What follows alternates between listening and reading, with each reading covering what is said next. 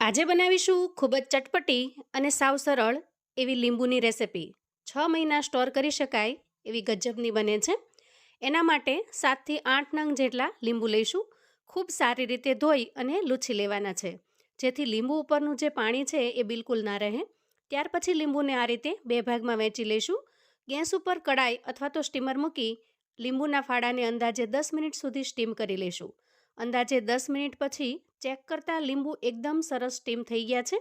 ખૂબ જ સરસ રીતે સોફ્ટ પણ થઈ ગયા છે. હવે લઈશું મિક્સર જાર અને થોડા નાના ચંક્સ રહે એ રીતે પ્લસ મોડમાં મિક્સરને ચલાવી આ રીતે ક્રશ કરી લઈશું. આ ચંક્સ રાખવાથી રેસિપી વધારે ટેસ્ટી લાગશે. ત્યાર પછી એક પેનમાં થોડું તેલ લઈ સૂકા મસાલા કરીશું અને ખાંડ ઉમેરીશું. ખાંડ સરસ રીતે મિક્સ થઈ જાય એટલે રૂટીન મસાલા કરી લઈશું. અંદાજે 2 થી 3 મિનિટ સુધી સારી રીતે પાકવા દઈશું. તો જુઓ, આપણું લીંબુનું અથાણું કહો કે ચટણી, જે નામ આપો તે બનીને તૈયાર છે. સ્ટેપ બાય સ્ટેપ ડિટેલમાં વિડીયો જોવા માટે નીચે લિંક આપેલી છે, તો ચોક્કસથી જુઓ અને બનાવો ઇન્સ્ટન્ટ લીંબુનું અથાણું. 6 મહિના સુધી ફ્રીજ વગર પણ બગડશે નહીં.